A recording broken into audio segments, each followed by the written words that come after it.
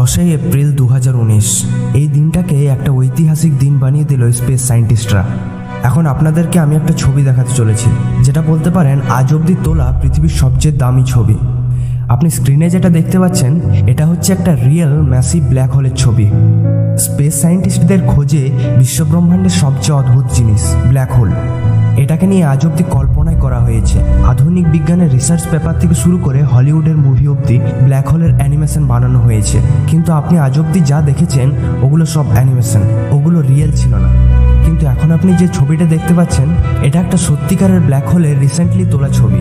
এখন অবধি black hole একটা থিওরি ছিল, যেটা সত্যিকারের প্রমাণ মানুষের কাছে আজ অব্দি ছিল না, কিন্তু ওই দিনটাতে আমরা আমাদের সব প্রশ্নের উত্তর পেয়ে যাই।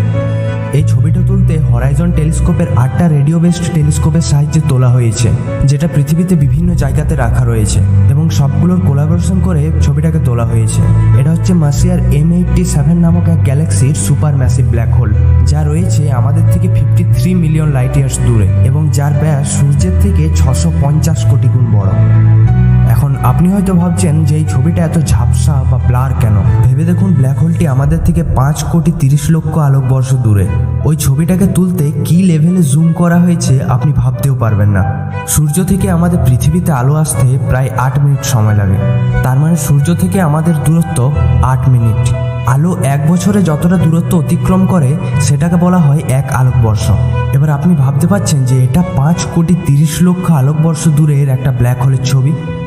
ছবিটা দেখে তেমন কিছু না লাগলেও আপনাকে জানিয়ে রাখবো, ব্ল্যাক হোলটি সূর্য থেকে 650 কোটি গুণ বড়।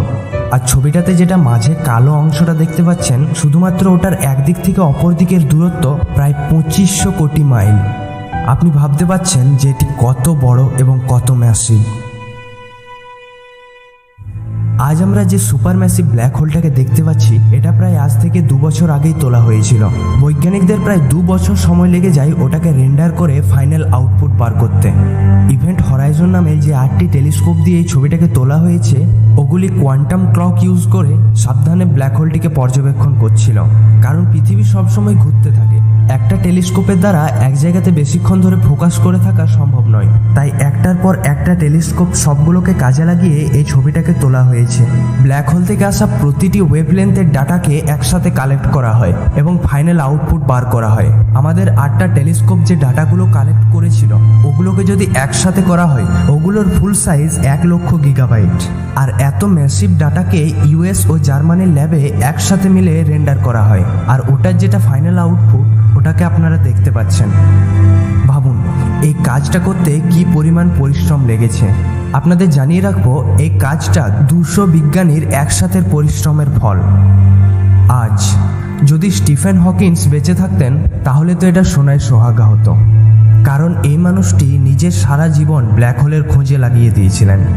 এবার এখন যেটা সবচেয়ে ইম্পর্ট্যান্ট সেটা আপনাকে জানিয়ে রাখবো। আসলে আপনি যে ছবিটাতে দেখতে পাচ্ছেন এটা ব্ল্যাক হোল নয়, ব্ল্যাক হোলটা রয়েছে ওই মাঝের কালো অংশটার ভেতরে। আপনি শুধু যে চারপাশের আলোটা দেখতে পাচ্ছেন এটাকে বলা হয় ইভেন্ট হরাইজন। এটা সত্যি যে আমরা ব্ল্যাক হোলকে কখনোই দেখতে পাবো না।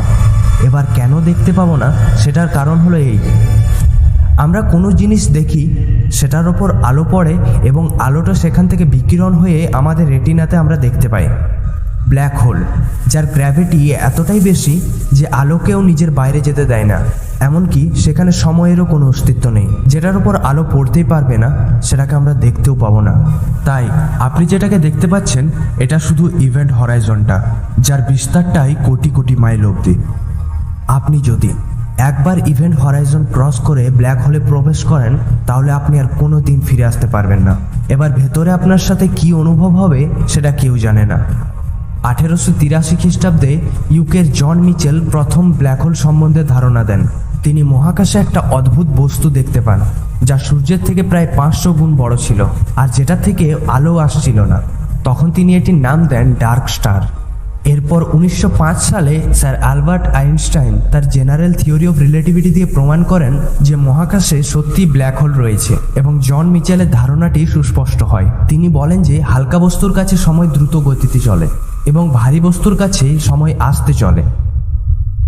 স্টিফেন হকিন্সের মতে যদি আমরা কোনো স্পেসশিপকে ব্ল্যাক হোলের কাছে নিয়ে যাই এবং সেটা দিয়ে যদি ব্ল্যাক হোলকে 5 বছর ধরে পরিক্রমণ করি, তাহলে আবার যখন স্পেসশিপটি পৃথিবীতে ফিরে আসবে তখন পৃথিবীতে 10 বছর কেটে যাবে।